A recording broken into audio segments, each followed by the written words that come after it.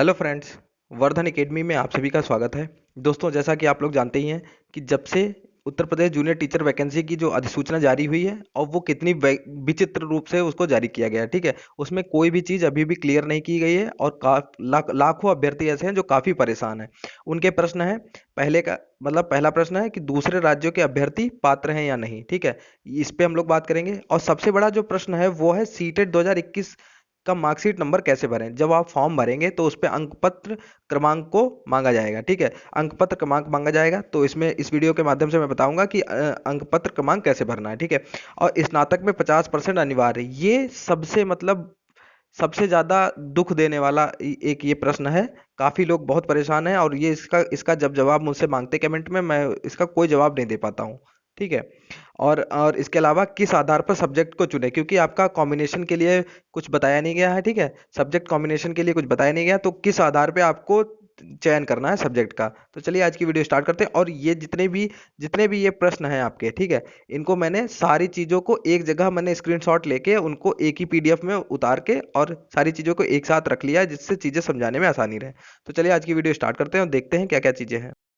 सबसे पहले देख लेते हैं कि 50% वाला जो है उसको स्नातक में यहाँ पे किन किन लोगों के लिए अनिवार्य है। यहाँ पर देखिए, प्रारंभिक शिक्षा में द्विवर्षीय डिप्लोमा जिस भी नाम से पुकारा जाए, ठीक है, सहायक अध्यापक पद के लिए है, या कम से कम 50% अंकों के साथ स्नातक तथा शिक्षा स्नातक बीएड, ठीक है। इसके बाद है उत्तर प्रदेश शासन को से संबद्धता प्राप्त संस्था से DElEd BT basic teacher certificate teaching certificate BTC. प्रारंभिक शिक्षा में 4 वर्षीय उपाधि बीएलएड, 4 वर्षीय बीए बीएससी या बीएड बीए बीएससी एड, ठीक है। कम से कम 50% अंकों के साथ बीए बीएससी एक तथा 1 वर्षीय बीएड विशेष शिक्षा भारतीय पुनर्निर्वास परिषद आरसीआई द्वारा मान्यता प्राप्त संस्था से। अब यहाँ पे देखिए कि जहां पर भी बीएड का नाम है, सिर्फ बीएड वाले अभ्यर्थी हैं, उनके लिए ही यहाँ पे लिखा गया है कि 50% अंकों के साथ स्नातक चाहिए।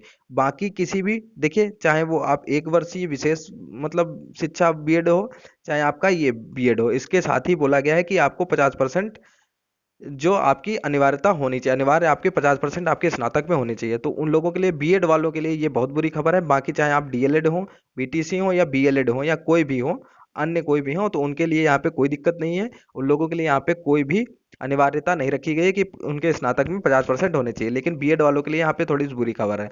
और अभी मैं आप लोगों से एक बात कहना चाहूंगा कि अभी 2 दिन तक आप लोग फॉर्म मत फिल करिएगा, ठीक है। हो सकता है कि अभी इतने विचित्र नोटिफिकेशन जारी हो रहा है, अधिसूचना इतनी विचित्र आ रही है कि उसमें कोई भी चीज अभी भी क्लियर नहीं की गई। हो सकता है कोई और नोटिस अभी जारी की जाए। तो आप लोग 2 दिन कम से कम अभी वेट कर लीजिए और उसके बाद ही अपने फॉर्म फिल करिएगा, ठीक है। हो सकता है कि इसके ऊपर भी आ जाए कि एससी एसटी और ओबीसी जो आरक्षित वर्ग है, उनका जो 50% वाला है उसको 45 कर दिया जाए, मतलब उनको 5% की छूट जो अभी तक मिलती रही है, ठीक, अभी तक मिलती रही है उनको, ठीक है। तो हो सकता है उसको उसके लिए यहाँ पे कुछ आ जाए। लेकिन यहाँ पर ये जो 50% अंकों का जो है यहाँ पे अनिवार्यता, वो सिर्फ आपके बीएड वाले अभ्यर्थी हैं, उन्हीं के लिए है अभी तक, ठीक है। इसके बाद हमारा दूसरा सब क्वेश्चन था, उसको देख लेते हैं। दूसरा है, सॉरी, यहाँ पे नीचे देखते हैं। मैंने सारी चीजें एक ही जगह कर ली हैं। यहाँ पर देखिए, क्वेश्चन था दूसरे राज्य के छात्र योग्य पात्र हैं या नहीं, ठीक है। तो न्यूनतम अर्हता यहाँ पर सारी दी गई। देखिए, आयु सीमा भी पूछी जाती है, काफी लोग पूछते हैं, लेकिन आयु सीमा यहाँ पे नहीं दी गई। यहाँ पे मेन चीज है ये, यहाँ पर देखिए, ऐसे अभ्यर्थी ऐसे अभ्यर्थी आवेदन हेतु पात्र होंगे जो भारत के नागरिक हों। पहले तो यहाँ पे लिख दिया गया भारत के नागरिक हों, ठीक है। फिर इसके बाद एक कंडीशन और लगाई है, आवेदन की तिथि के पूर्व नागरिक हों तथा आवेदन की तिथि के पूर्व उत्तर प्रदेश में निरंतर 5 वर्ष से स्थायी निवासी हों, ठीक। उत्तर प्रदेश में 5 वर्ष से लगातार निरंतर 5 वर्ष स्थायी निवासी हों। अभ्यर्थी द्वारा निर्धारित प्रारूप पर सक्षम सक्षम स्तर से निर्गत निवास प्रमाण पत्र चयन सत्यापन के समय चयन समिति के समक्ष प्रस्तुत किया जाना अनिवार्य होगा, ठीक है।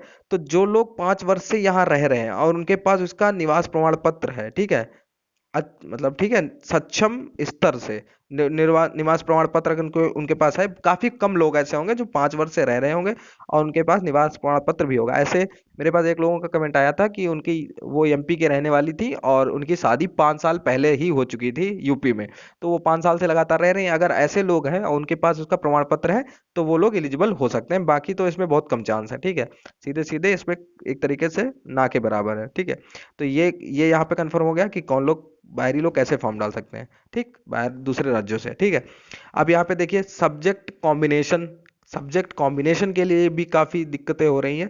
तो यहाँ पर जो देखिए, परीक्षा का समय आपका 2.5 घंटे, पूर्णांक 150, बहुविकल्पी प्रश्न होंगे, प्रश्नों का की संख्या 150 होगी, कठिनाई का स्तर स्नातक होगा। ठीक है, कठिनाई का स्तर स्नातक होगा। ठीक है, अब देखिए, खंड क ख ग 3 दिए गए हैं, इसमें भाषा शिक्षक के लिए आपको यहाँ पे कंफर्म कर दिया गया है संस्कृत, हिंदी और अंग्रेजी में से कोई एक, अगर आप भाषा शिक्षक बनना चाहते हैं।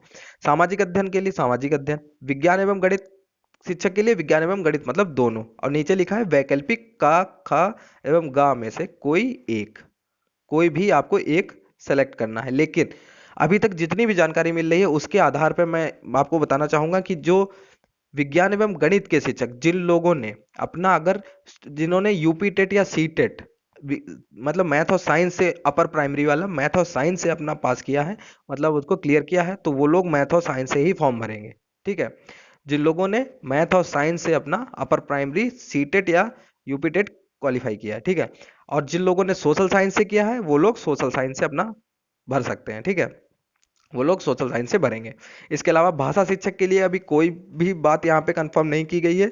जैसा कि आप लोग जानते हैं, हिंदी यूपी टेट में अनिवार्य होती है, तो हिंदी तो मान लो लगभग सारी लोग ही दे सकते हैं। ठीक है, संस्कृत और अंग्रेजी में से जो उनके पास रही हो, मेरे हिसाब से यही हो सकता है। अभी इसके ऊपर भी जो भाषा शिक्षक है उसमें हिंदी तो मान लो लगभग सबके पास होगी, क्योंकि यूपी टेट में अनिवार्य होती है। सी टेट में भी लोग लगभग लेते हैं यूपी में जो लोग हैं। ठीक है, और जो संस्कृत और अंग्रेजी में से है, अगर जिसने संस्कृत ली होगी तो वो संस्कृत, और जिसने अंग्रेजी ली होगी वो अंग्रेजी। ठीक है, लेकिन मैं वही कह रहा हूँ कि 2 दिन अभी फॉर्म मत फिल करिए, 2 दिन बाद करिए, हो सकता है तब तक पूरी स्पष्ट यहाँ पर जानकारी आ जाए इसके बारे में। ठीक है, इसके बाद एक सबसे बड़ा प्रश्न है, सबसे बड़ा प्रश्न जो है वो है कि सीटेट की मार्कशीट का नंबर कैसे भरें। जो 2021 का अभी सीटेट का रिजल्ट आया है, और जब फॉर्म भरेंगे तो उसमें सीटेट की मार्कशीट का अंक पत्र का क्रमांक भी मांगा जाता है। ठीक है, इस प्रकार से प्रारूप होता है, ये प्राइमरी लेवल का प्रारूप है, और बिल्कुल ऐसा ही प्रारूप इस बार भी दिया गया है। ठीक है, ये प्राइमरी का जब परीक्षा हुई थी उसका प्रारूप ये है, इस टाइप से। ठीक है, इसमें देखिए,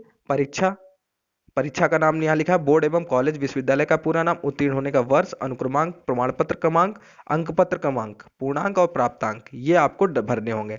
ठीक है, तो इसमें सारी चीजें भर देंगे। लेकिन नीचे देखिए क्या लिखा है, यदि आवेदक के पास अंक पत्र प्रमाण पत्र क्रमांक नहीं है, ठीक है, तो आवेदक ऑनलाइन आवेदन पत्र में अंक पत्र प्रमाण पत्र क्रमांक के स्थान पर यने भरे, यने मतलब नॉट अवेलेबल। ठीक है, तो वहां पे एनए भर दे। जैसे यहाँ पर आपके पास अंक पत्र और प्रमाण पत्र क्रमांक नहीं है तो यहाँ पे आप एनए भर दीजिए, यहाँ पर भी आप एनए भर दीजिए। ठीक है, एनए भर दीजिए। बाकी सबसे मेन चीज है वो है अंक, आपका पूर्णांक और प्राप्तांक, ये बहुत ध्यान से भरिएगा। मैं अभी फिर से एक बार, मैं पहले भी बता चुका हूँ, इसको बहुत ध्यान से भरिएगा। अगर इसमें कुछ गड़बड़ हुआ तो, मतलब पिछली बार 69,000 और 68,000 वैकेंसी में लोग पास होते हुए भी उनके जॉब नहीं मिली है, क्योंकि उन्होंने गलती से यहाँ पर अपने गलत नंबर भर दिए थे, धोखा हो गया था उनसे, मतलब।